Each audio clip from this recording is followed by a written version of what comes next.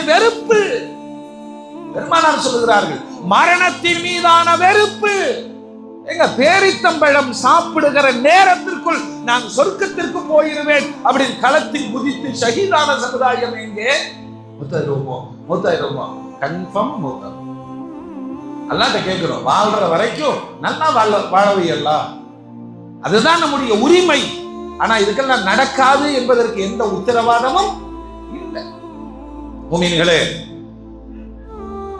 இந்த உலகத்தினுடைய ஆசையில் இருந்து நாம் வெளியே வர வேண்டுமானால் ஒரே ஒரு வழிதான் இருக்கு, குர்ஆனை வாழ்க்கை நெறியாக பிடியுங்கள். அதில் இன்னைக்கு நாம ரொம்ப கவலைப்பட வேண்டியது, சொல்ல வேண்டியது யாருக்குன்னா, நமக்கு எல்லாருக்கும் பின்பலமாக இருக்கக்கூடிய நம்முடைய பெண்கள் சமூகம், நம்முடைய தாய்மார்கள், நம்முடைய சகோதரிகள். நாம நல்லா இருக்கிறதும், நம்ம